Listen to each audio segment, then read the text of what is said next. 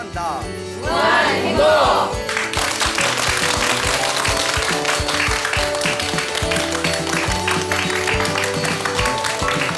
예, 만나서 반갑습니다. 광우 스님이라고 합니다. 저희 불교에서는 행복해지기 위해서는 복이 있어야 된다고 합니다. 그래서 복을 지어라라는 말을 많이 사용합니다. 또 저희 불교에서는 행복해지기 위해서는 선업을 많이 쌓아야 된다라고 가르치고 있습니다. 부처님의 경전을 다 통틀어서 선업을 짓는 방법에 대해서 가장 많이 설명하신 부분이 바로 보시입니다. 보시는 말 그대로 베풀다라는 뜻입니다. 베풀어라. 그래서 부처님께서 보시에 대한 이야기를 굉장히 많이 하셨는데, 부처님의 경전을 보면 당신도 중생이었을 때 오랜 세월 동안 수많은 보시를 했기 때문에 지금의 부처님의 경지까지 올 수 있었다라는 그런 내용이 있습니다. 그리고 또 우리 불교에서는 수행자가 닦아야 할 6가지 수행법이 있습니다. 그걸 육바라밀이라고 합니다. 이 육바라밀의 첫 번째가 바로 보시입니다. 그래서 부처님께서는 보시를 굉장히 강조하셨죠. 왜 부처님께서 이렇게 보시를 강조하셨을까요?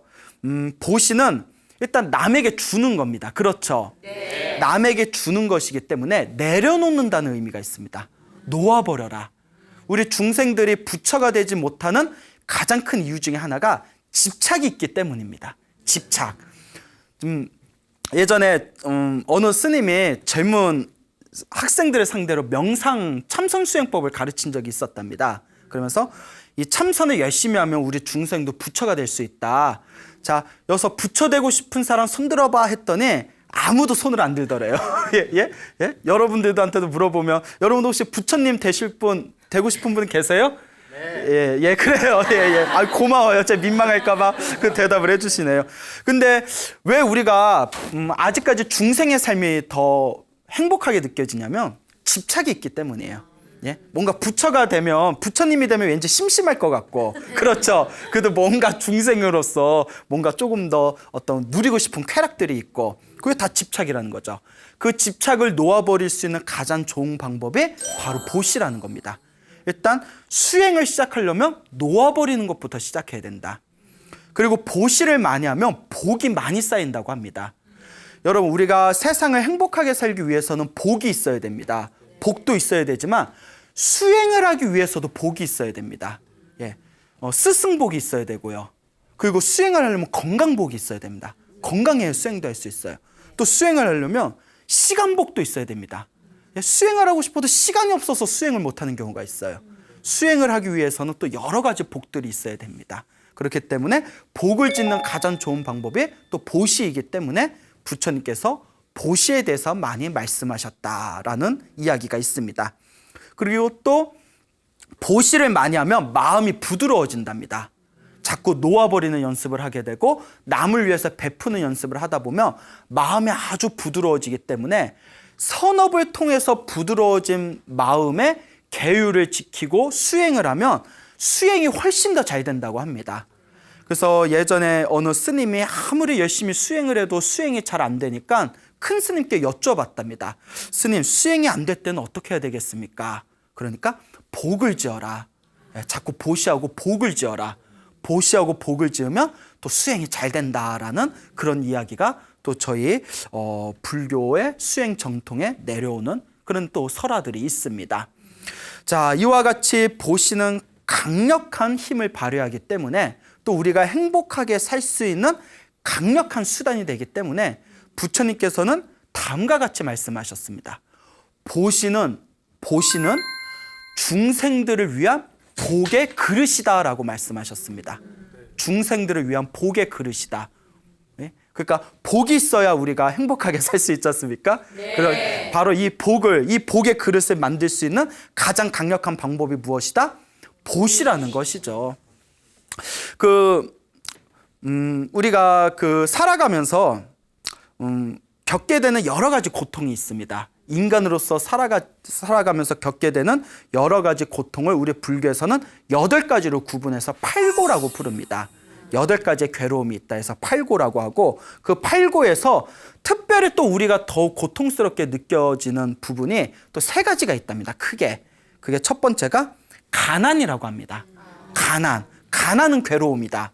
그러니까 불교가 무소유를 얘기하지만 그는 스님들을 향해서 집착하지 말고 탐욕을 부리지 말고 무소유의 삶을 살아라라고 이야기한 거지, 신도들에게는, 불자들에게는 누리면서 살 수 있으면 누리면서 살아라. 돈을 많이 벌고 싶으면 돈을 많이 벌어라. 대신 번만큼, 누리는 만큼 좀 좋은 곳에 베풀어라. 이렇게 가르치고 있죠. 그런 의미에서 볼 때 가난이라는 것은 불교적인 관점에서 바라볼 때도 굉장히 고통스러운, 중생들이 겪는 고통 중에 하나가 바로 가난입니다. 그 또 하나가 이제 병이죠. 병. 예? 여러분 병 걸려보면 엄청 힘들잖아요. 그렇죠. 예? 병에 걸리면 엄청 힘듭니다. 예. 자, 그 다음에 3번째가 죽음이라고 합니다. 예. 죽음이 임박했을 때 수행을 하지 않는 대부분의 중생들은 극심한 마음의 고통을 느끼게 된다고 합니다.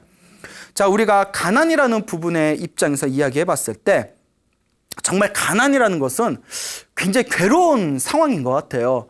뭐 저희들 같은 경우에는 제가 이제 태어날 때도 이제 어느 정도 우리나라가 경제 성장이 되고 있는 상황이라서 제가 산부인과에서 태어난 사람입니다, 여러분. 예. 그리고 저 유치원도 나왔습니다.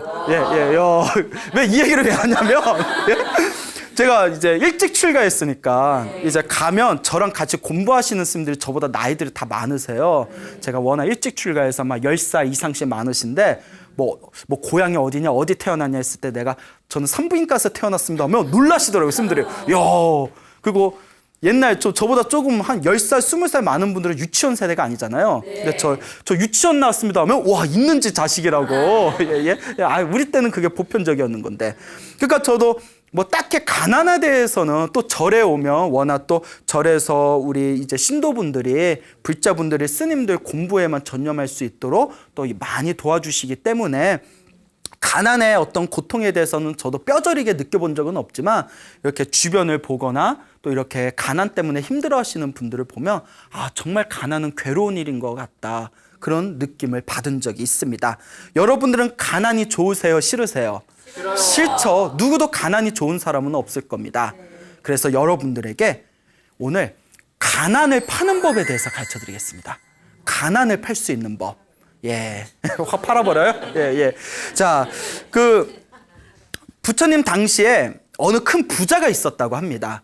이 부자가 굉장히 인색하고 욕심이 많고 그리고 성격도 엄청 거칠고 포악했답니다. 그 있는 사람이 더해. 그 밑에 이제 한 노예 종이 있었대. 여종이 있었는데, 이 여종이 있었는데 그 나이가 많은 할머니였대요. 그러니까 아주 어렸을 때 종으로 팔려와가지고 그 못된 주인 밑에서 그 할머니가 돼서 백발이 되도록 거친 일을 하고 힘들게 살아왔던 거예요. 그 이분은 인생에 낙이 없어요. 하루는 이제 물을 길려고 그 할머니가 이제 주춤주춤 이제 물바가지를 들고 계곡에 가서 이제 관절통도 있고 오십견도 있고 무릎도 아플 거 아니에요. 그래서 힘들게 물을 길려고 하다가 막 뼈마디가 아프니까 갑자기 설움이 복받쳐서 펑펑 대성통곡을 했대요.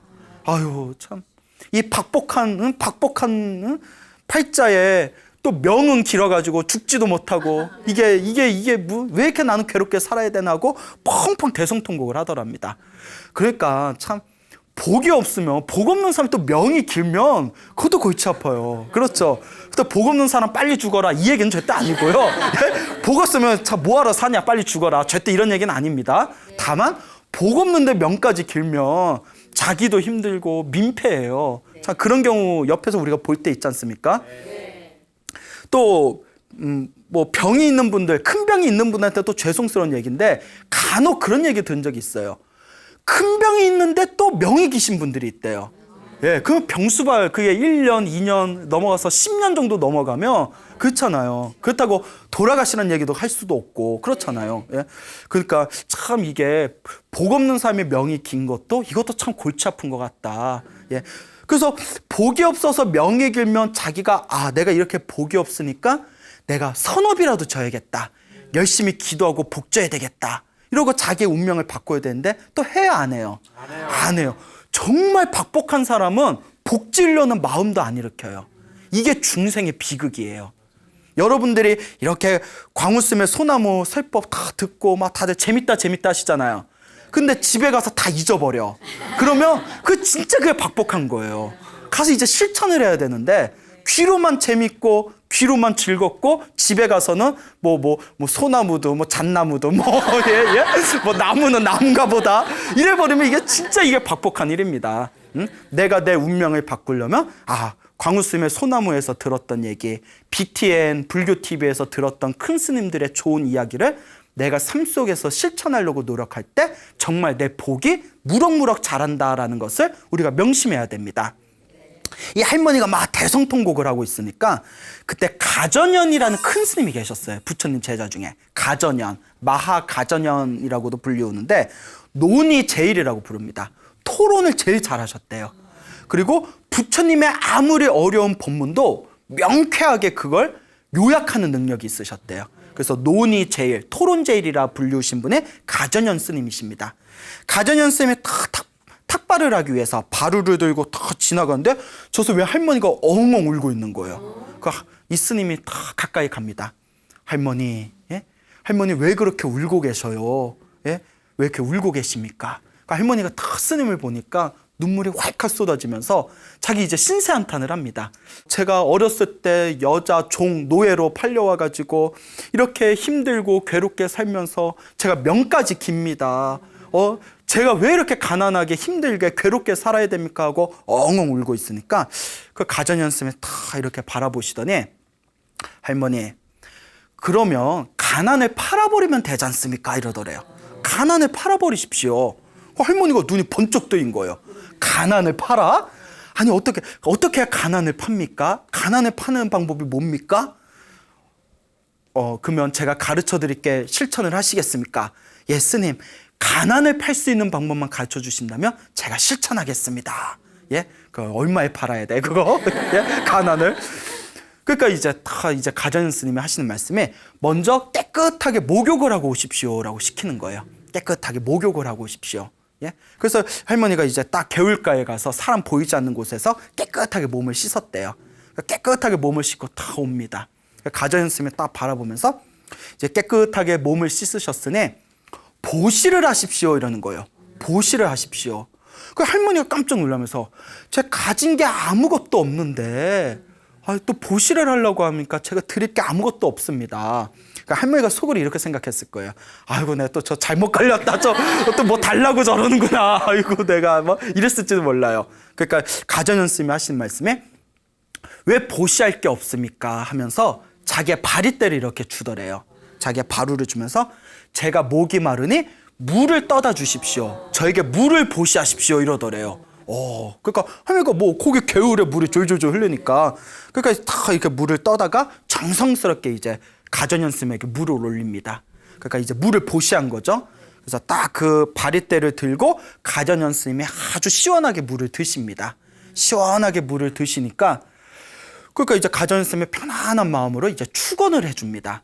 그 옛날 그 율장이라든가 스님들이 공부하는 책들이 있어요. 계율에 대해서 공부하는 그 율장이나 옛날 그 스님들이 공부하시는 책을 보면 부처님 당시에 그 스님들께서는 신도가 이렇게 공양을 올리면 보시를 하면 항상 축원을 해주셨답니다. 근데 축원을 어떻게 해줬냐면 원하는 일이 있으면 그 원하는 일이 잘 이루어지고 바라는 쾌락이 있으면 그 쾌락을 이루어지이다. 이렇게 당신이 원하는 소원이 있으면 소원 성취하세요. 우리식으로 말하면 소원 성취하세요라고 축원을 해줬답니다. 그 가전연 스님도 다 축원을 해주셨겠죠. 물을 보시 받으셨으니까. 그러면서 이제 하는 얘기가 가전연 스님의 집으로 돌아가셔서 절대 자기 탓도 하지 말고 남을 원망하지도 마십시오. 자기 탓도 하지 말고 남을 원망하지도 말고 그 방에 가셔서 자리를 깨끗하게 치운 뒤에 편안하게 앉아서 염불을 하십시오. 간절하게 염불을 하십시오. 정성스럽게 염불을 하시면서 나쁜 생각을 일으키지 마십시오. 다 그렇게 시킵니다. 그러면서 보시하고 염불하고 나쁜 생각을 일으키지 않는 거, 이 세 가지가 무엇을 파는 방법입니다? 가난을 파는 방법입니다. 예. 여러분 뭐 좀 특별한 거 생각하셨나 봐요. 예? 이게 가난을 파는 법이에요. 보시에서 복을 짓고 염불에서 내 업장을 소멸하고 나쁜 마음을 일으키지 않는 거, 마음을 잘 쓰는 거죠. 자, 그래서 이제 가전현 스님의 이제 가르침을 받고 이 할머니가 집으로 돌아갑니다. 집으로 돌아가서 이제 자리를 깨끗하게 치운 뒤에 편안하게 앉습니다. 그래서 오늘 가전현 스님에게 물을 보시했고 가전현 스님이 자신을 위해서 축원을 해주고 그리고 이제 그 기쁜 마음을 일으키면서 오로지 간절하게 이제 염불을 합니다. 그렇게 염불을 하고 간절히 염불을 하다가 호련히 새벽에 이제 동이 틀 때쯤에 이 할머니가 드디어 이 한많은 세상을 떠납니다. 목숨이 뚝 끊겼대요. 염불하다가 기도하다가. 그리고 죽은 뒤에 어디에 태어나게 됐다? 하늘세계 천신으로 태어나게 되었답니다. 예. 그러니까 그러면 가난을 팔며 죽는 겁니까? 예? 아니죠. 이번 생에 이제 자기가 지었던 그 전생에 갚아야 했던 그 빚을 다 갚고 이제 이번 생에 스님에게 물을 보시하고 간절하게 염불을 했던 강력한 선업의 힘에 의해서 다음 생에 천상세계, 하늘세계 천신으로 태어났다라는 이야기가 우리 불교설화에 전해지고 있습니다. 가난을 파는 법, 이게 굉장히 단순한 이야기 같지만 굉장히 중요합니다. 여러분, 일이 잘 안 풀리는 사람들을 보면 첫째가 우리 가정현 스님이 뭐라고 하셨죠? 자기 자신을 탓하지도 말고 남을 원망하지도 말라. 일 잘 안 풀리는 사람들 보면 항상 남을 원망해. 그렇죠. 예? 그리고 또 항상 스스로 후회를 많이 해요. 자기 탓을 많이 해요. 내가 그때 왜 그랬을까? 내가 미쳤지. 내가 그때 돌았지. 예? 그러다 진짜 미쳐요. 예? 진짜 돕니다. 말이 씨가 된다고. 예? 그래 다 놓아버릴 줄 알아야 돼요. 그 항상 남을 원망하는 마음. 근데 제가 항상 소나무에서도 여러 번 이야기했지만 남을 원망하는 마음을 일으키기 전에 우리가 인과응보법이지 않습니까? 그런 사람을 만난 것 자체가 누구 복이다. 내 복이라는 거예요. 내가 진짜 우리 남편 너무 좋아. 우리 남편 너무 사랑스러워. 별로 동감들 안 하세요? 표정들이 어색해요. 내 아내가 너무 좋아. 내 아내가 너무 사랑스러워. 그런 부부를 만났다는 것 자체가 누구 복이에요? 내 복이에요. 그렇죠? 예? 아이고, 저게 남편이 아니라 왼수야, 왼수. 아무리 복분자 사주면 뭐해. 왼수야. 저 아내가 아니라, 저 부인이 아니라, 정말, 내 전생에 무슨 업을 졌길래 내가 저런 여편네를 만났나. 그것도 누구 업이에요? 내 업이죠. 그러니까 정말 성공하고 싶다면 자기 자신에 대해서 너무 탓하지 마세요. 예? 놓아버리세요. 남을 너무 원망하지 마세요. 내가 지은 업이에요. 그리고 어떻게 해야 내가 더 열심히 복을 짓고 선업을 지을 것인지, 복과 선업이 있으면 행복은 저절로 생긴다는 부처님의 인과응보법을 항상 되새기시고 실천할 수가 있어야 됩니다. 예, 아시겠죠, 여러분? 그리고 보시를 하는 것이 굉장히 중요합니다. 아까도 말씀드렸지만 물을 보시했지 않습니까? 그렇지만 그 물에는 정성스러운 마음이 담겨져 있는 겁니다. 비록 우리가 물이라는 것은 그냥 가치 없고 굉장히 값이 크지 않은 그런 소박한 것이다 생각할 수 있지만 한 모금의 물에도 정성스러운 마음이 담겨져 있으면 강력한 보시의 힘을 일으킬 수가 있습니다. 그러니까 자그마한 거라도 자꾸 남에게 베풀고 보시하려는 마음을 일으켜야 그 자리에 끊임없이 복과 선업이 쌓인다고 우리 부처님께서 말씀하셨습니다. 염불이 굉장히 중요합니다. 예? 보시하고 염불하는 거. 염불. 항상 부처님을 생각하고 부처님을 향해서 기도하는 사람은 정말 은은한 부처님의 가피가 있습니다. 정말 은은한 부처님의 가피가 있어요. 기도에서 맛을 본 사람은 그 뜻을 압니다. 여러분들은 스님 그냥 가만히 앉아서 불상 앞에서 뭐 그냥 관세음보살, 뭐 아미타불, 지장보살 부른다고 정말 무슨 변화가 있습니까? 해보면 압니다. 예? 스님 해봤는데도 잘 안 되는데요. 열심히 안 해서 그래. 예, 열심히 안 해서 그래. 정말 열심히 하면 제 주변에도 그런 분들이 굉장히 많으세요. 막 몸이 너무 아팠는데 염불을 열심히 하고 기도를 열심히 했더니 꿈에 누가 나타나서 물병을 줘서 그 물병을 마셨더니 뭐 몸의 병이 사라졌다든가. 아니 실제로 그런 분들이 주변에 있다니까요. 예? 어떤 분이 도저히 일이 안 풀리는 상황이었는데 기도를 열심히 했더니 어디서 이상한 그 귀인이 나타나가지고 그분이 도와줘서 정말 안 풀릴 것 같은 일들이 싹 풀렸다든가 그런 것들이 굉장히 많습니다. 연부를 통해서 또 스스로 업장을 소멸할 줄 알아야 됩니다. 예? 그리고 보시하고 연부라고 나쁜 마음을 일으키지 않는 것이라고 했죠. 예, 마음을 잘 쓰는 게 중요합니다. 제가 항상 말씀드리죠. 예? 아무리 보시하고 아무리 복을 짓고 아무리 기도를 열심히 하고 연부를 해도 마지막에 마음을 잘 못 쓰면 어떻게 된다? 그렇죠. 복이 감하게 된다. 전문 용어 나왔네. 도로아미타불 된다. 예, 그래요. 예, 굉장히 고무적인 현상이에요. 예, 예, 그렇죠. 다 이제 복이 감하게 됩니다. 그러니까 마음을 잘 쓰는 게 굉장히 중요하다라는 것을 명심하시기 바랍니다. 여러분, 가난을 파는 법, 보시하고 기도하고 나쁜 마음을 일으키지 말고 마음을 잘 쓰시기 바랍니다. 분명히 여러분들도 여러분들 앞에 있는 좋지 못한 그런 어떤 업장들이 있다면 그런 것들이 점점 사라짐을 느끼게 되실 겁니다. 그 어떤 분이 스님, 그 할머니가 힘들게 살다가 그 가난을 팔았지 않습니까? 가난을 팔고 보시하고 연부를 해서 예? 그 가난을 다 팔았는데 마지막에 좀 이번 생에 잘 살았으면 좋았을 텐데 어떻게 그렇게 죽어버리니 너무 안타깝습니다 하는데 제 생각은 틀려요. 그 할머니잖아요. 앞으로 여서 누려봤자 얼마나 누리겠어요. 뭔 얘기인지 아시죠?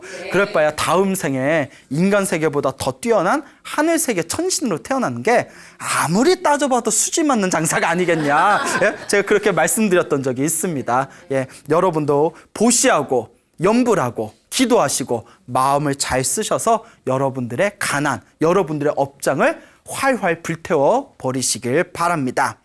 이와 비슷한 얘기가 있습니다. 부처님 제자 중에 마하가섭이라는 스님이 계세요. 마하가섭이라는 큰 스님이 계셨는데 이분은 특징이 탁발을 하실 때 항상 가난한 집만 다녔대요. 가난한 집에만 다닙니다. 예?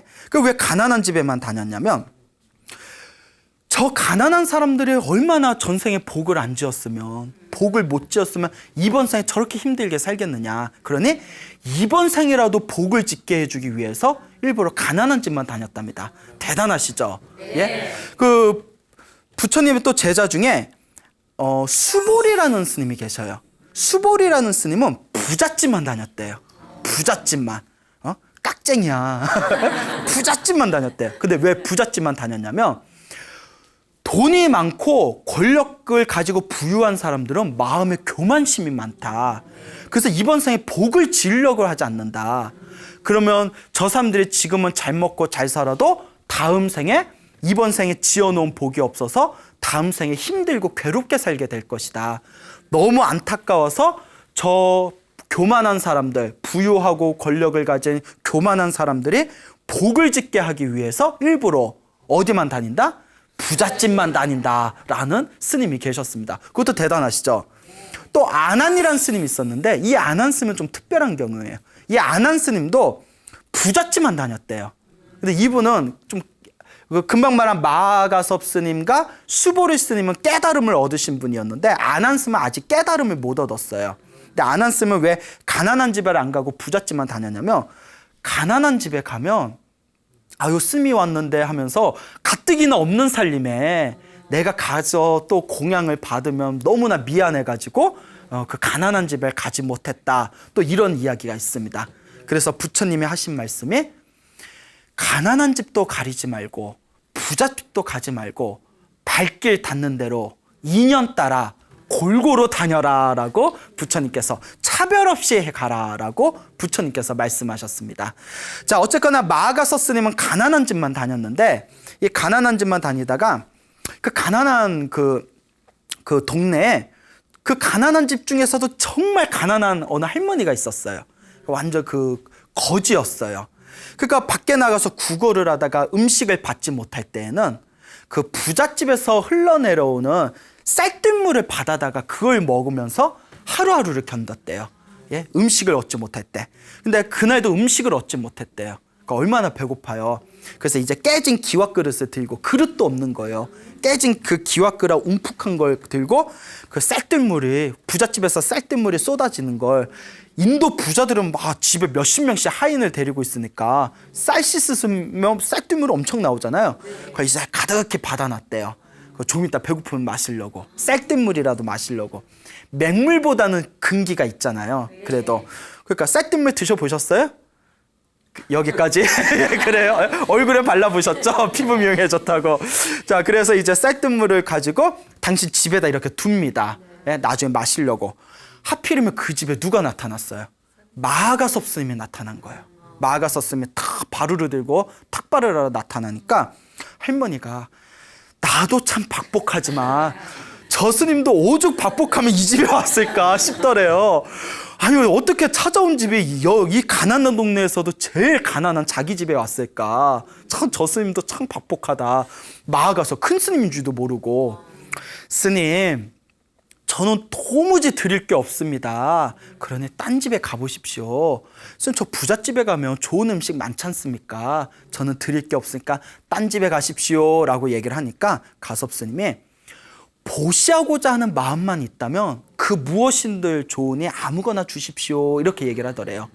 복을 지으려는 마음으로, 보시하고자 한다면 복을 지으려는 마음으로 그 무엇이라도 저에게 주십시오. 그러니까 가섰으면 어떻게든 그 불쌍한 그 거지 할머니가 복을 짓게 하려는 마음으로 아무거나 달려고. 스님 저도 드릴 게 없어서 저 쌀뜨물 먹으려고 저거 지금 옆에다 두고 있는데 진짜 드릴 떡 한 조각 없습니다 이러니까 가섭 스님이 쌀뜨물이라도 주십시오 이러는 거예요. 야, 쌀뜨물이라도 주십시오. 그러니까 이제 쌀뜨물을 달라고 하니까 그러면 이거라도 내가 드려야겠다. 나도 그래 복 한번 줘보자. 예? 그래서 쌀뜨물을 드리려고 딱 꺼냈는데 쉬었어. 야, 그러니까 할머니가 가슴을 치면서 얼마나 박복하며 복을 지으려고 한데도 복 지으려는 쌀뜨물이 쉬어버리냐. 그거 어떻게 드려요 스님한테? 그렇잖아요. 스님한테 어떻게 드려요? 스님 쌀뜨물조차도 쉬어버렸습니다. 얼마나 제가 지어놓은 복이 없으면, 얼마나 박복하면 스님이 오셨는데도 제가 보시할 게 없습니다. 돌아가십시오 이러는 거예요. 근데 이거 진짜 우리가 기억해야 돼요. 박복한 사람은 복을 지으려고 해도 기회가 달아나요. 너 박복하게 살으라고. 그 고비를 넘겨야 돼요. 뭔 얘기인지 아시죠? 그렇죠. 그 고비를 넘겨야 돼요. 예? 내 운명은 누가 만든다? 내가 만든다. 예. 박복한 내 운명을 고칠 수 있는 것도 나 자신입니다. 그때 가섭 스님이 다음과 같이 얘기합니다. 그 쉰 쌀뜨물이라도 주십시오. 야, 이 정도는 정말 성자야. 예? 정말 성자야. 우리 같으면 다음에 올게요. 다음에 올게요. 예, 뭐 see you again 뭐 이러면서. 예? 예? 그러니까 이제 그 쌀뜨물을 쉰 쌀뜨물을 바루에다 다 이렇게 부어드려요. 그걸 그 앞에서 달게 드시는 거예요. 꿀꺽꿀꺽. 막걸리 냄새 나지 않을까요? 예? 꿀꺽꿀꺽 드시더니 그 자리에서 축원을 해줍니다. 축원을 해주고 원하는 바 모두 다 이루어지이다 축원을 해주시고 그 자리에서 부처님 법문을 해줍니다. 법문을 해줄까? 할머니가 그 자리에서 가섭 스님이 자기가 올린 쉰 쌀뜨물을 맛있게 드시니까 마음에 엄청난 기쁨과 환희를 느끼면서 부처님의 법문, 마가섭에게 부처님의 법문을 듣고는 무릎을 꿇고 합장하고 다음과 같이 서원을 세웁니다. 제가 세세생생 태어날 때마다 부처님의 제자가 되기를 발언합니다 라고 합장을 합니다. 그리고 마가섭 스님이 딱 떠나가세요. 이제 드실 거 드셨으니까. 예, 아마 배가 아프셨을 거예요. 예? 쉰 쌀뜨물 먹어서 빨리 화장실 가셔야 돼요. 어쨌거나 다 가섭 스님이 이제 사라졌을 때 이 할머니가 너무나 그 기쁨에 몸서리치다가 예? 심장마비로 돌아가셨어. 예? 너무 좋아서. 예? 그 사람도 너무 좋으면 안 돼. 예? 적당히 좋아야지. 너무 좋아서 심장마비로 돌아가셨지만 예? 어디에 태어나셨다? 하늘 세계 천신으로 태어났다라는 이야기가 전해지고 있습니다. 쉰 쌀뜨물 하나에도. 저는 이런 얘기 들으면 너무나 감동스러워요. 만약에 마가섭이 예? 이거 갖고 안 돼. 집문서 달라고. 집문서는 줘야 하늘 세계 천신으로 태어나지라고 한던가. 땅을 팔아서 바쳐라 이랬으면 그러면 우리의 감동이 이렇게 우리 내면서 올라오질 않았을 거예요. 정말 저 불쌍한 중생이 복을 짓게 하려는 마음으로 당신의 몸이 상할 수 있는데도 쉰 쌀뜨물을 달게 받아들이시는 그 모습에 진정한 부처님의 제자구나라는 것을 우리가 느낄 수가 있습니다. 저라면 못할 것 같아요. 왜냐면 제가 장염미좀 있어요. 예? 장이 좀 안 좋아가지고. 예. 자, 웃자고 한 말이고요. 이와 같이 보시는 강력한 힘이 있습니다. 그리고 그 가전현 스님에게 가난을 판 그 할머니의 이야기도 물 하나를 보시했을 뿐입니다. 그리고 마하가섭 스님에게 보시를 했던 그 노파 거지 할머니도 50쌀뜨물을 보시했을 뿐입니다. 여러분, 이와 같이 보시는 정성스러운 마음, 순수하고 깨끗한 마음이 중요합니다. 불교에서는 깨끗한 보시와 깨끗하지 못한 보시 두 가지가 있다고 합니다. 깨끗한 보시와 깨끗하지 못한 보시. 자, 깨끗하지 못한 보시는 뭘까요? 첫째, 교만으로 하는 보시. 나보다 못한 사람이 열심히 보시를 하니까 쟤도 하는데 나도 할 수 있지? 하고 교만으로, 승부심으로 이기기 위해서 교만으로 한 보시를 우리가 깨끗하지 못한 보시라고 합니다. 두 번째는 자신의 명성을 위해서 향하는 보시. 무엇을 위해서? 명성, 자신의 명성을 위해서. 다른 사람이 막 보시를 열심히 하니까 저 사람은 보시도 하고 참 훌륭한 사람이야. 기부도 하고 참 훌륭한 사람이야. 그러니까 이제 나도 저만큼 훌륭한 사람이다라는 명성을 얻기 위해서 그런 명성의 욕심에 의해서 명예의 욕심에 의해서 보시했을 때 깨끗하지 못한 보시라고 합니다. 세 번째는 질투에 의한 보시. 무엇에 의한 보시? 질투에 의한 보시. 옆에 있는 사람이 보시를 열심히 하고 기부를 열심히 하고 베풀기를 잘하니까 사람이 저 사람만 좋아해요. 그러니까 마음에서 뭐가 일어나요? 질투가 일어나요. 나도 할 수 있어 하면서 질투에 의한 보시. 이게 깨끗하지 못한 보시입니다. 네 번째는 누군가를 자기 편으로 끌어들이기 위해서 하는 보시. 내가 저 사람한테 이만큼 베풀었는데 이만큼 기부하고 보시했는데 내 편으로 오겠지 라는 것이 바로 내 편으로 끌어들이기 위한 욕심에 의한 깨끗하지 못한 보시라고 합니다. 자, 다섯 번째, 이게 이제 중요해요. 많은 사람들이 이제 빠지고 있는 함정인데, 과보, 결과에 집착하는 보시.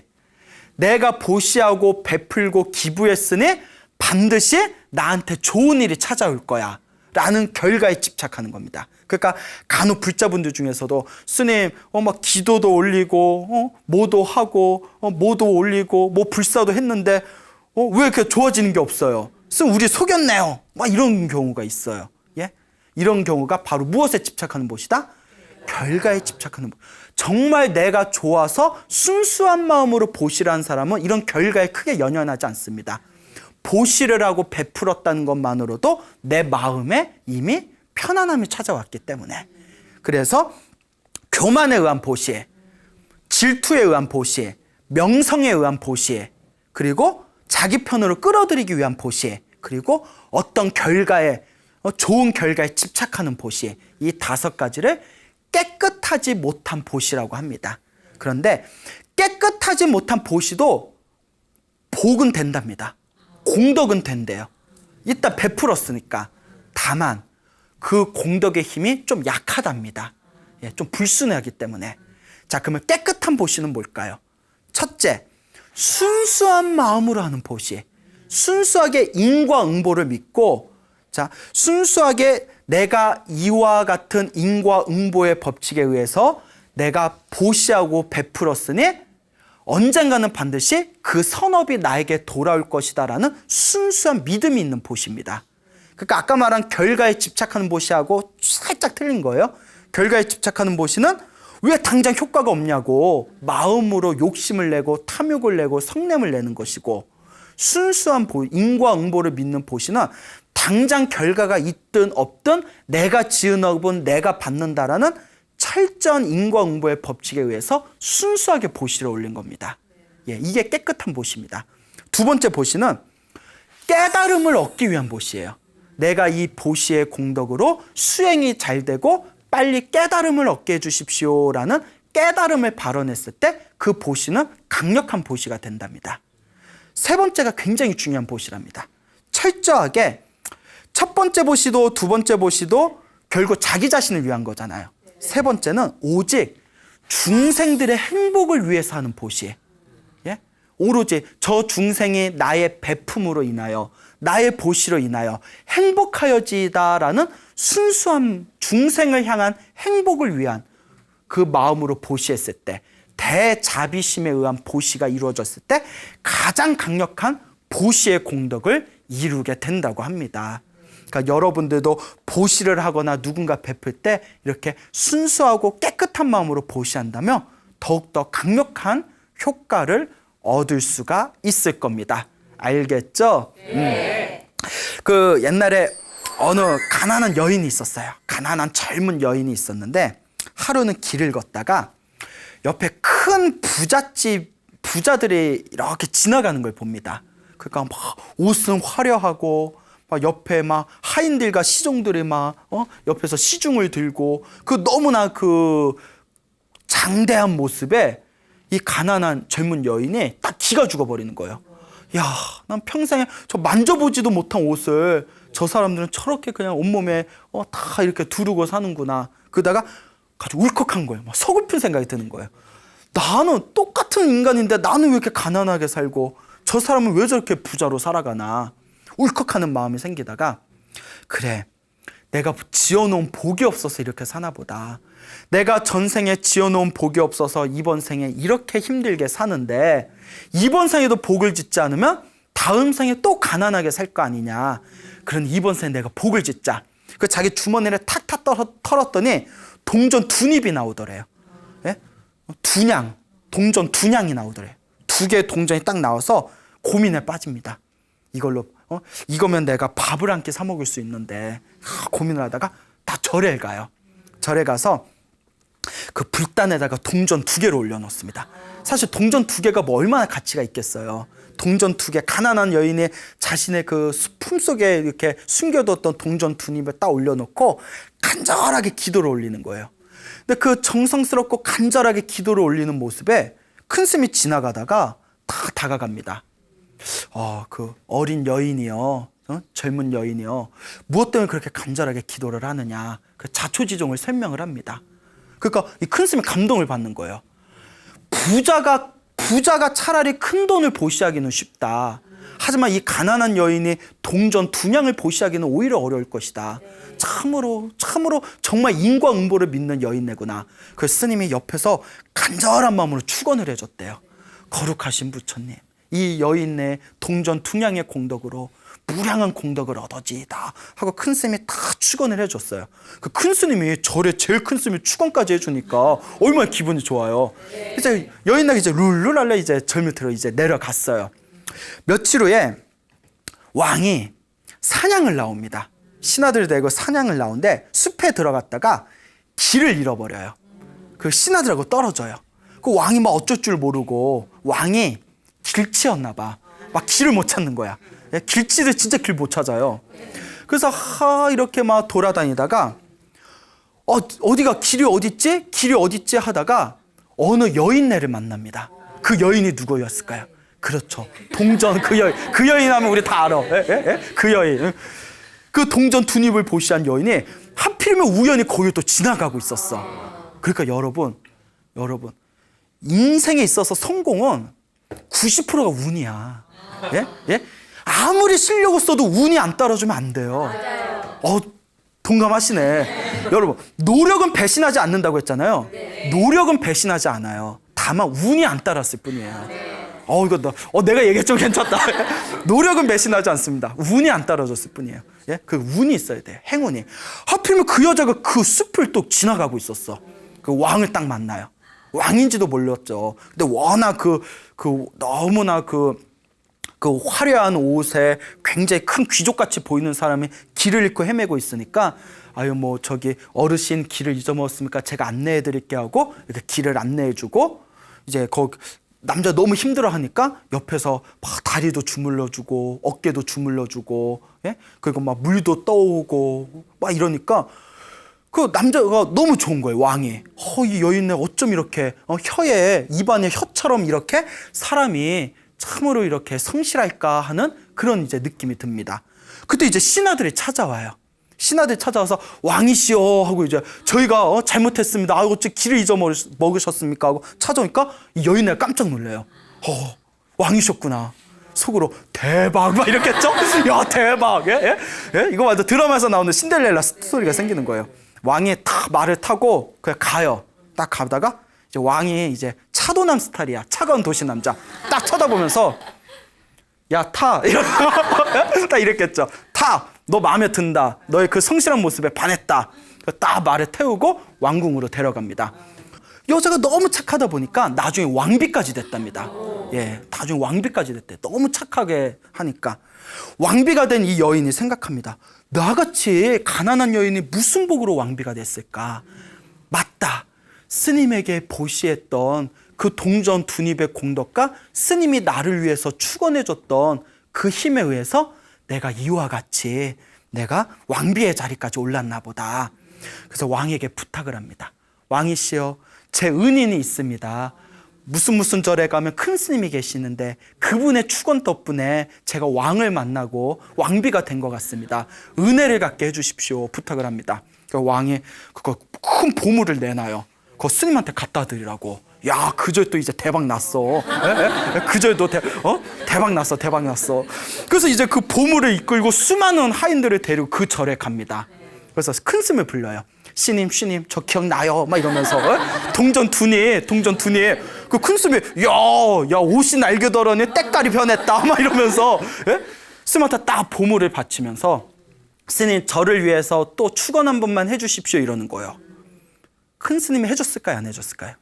안 해주셨대요. 딱 보더니 옆에 있는 제자에게 네가 대신 축원해 주거라 이러더래요. 그 왕비가 살짝 화가 나더래요.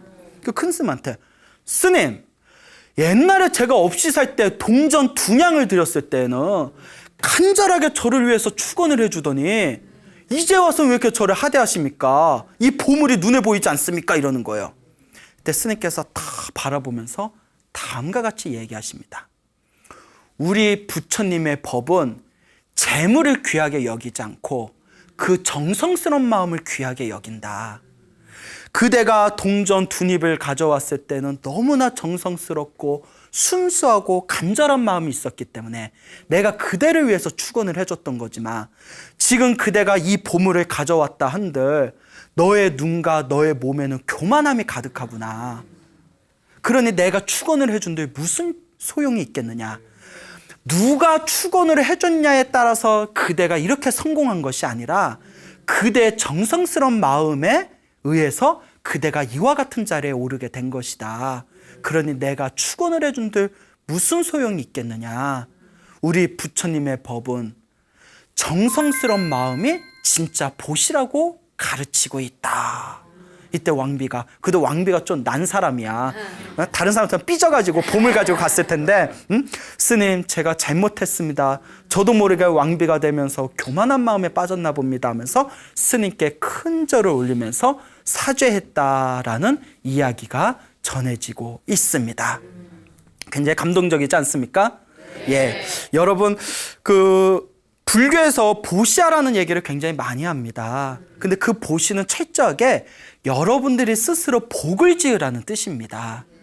그렇기 때문에 한 모금의 물과 50쌀들 물과, 예? 그리고 스님들께 올리는, 혹은 부처님께 올리는, 혹은 나보다 가난하고 병 있는 사람들한테 베푸는 그 약이라든가 그 하나의 음식 하나하나가 다 여러분들의 선업을 키울 수 있는 공덕이 되는 것입니다.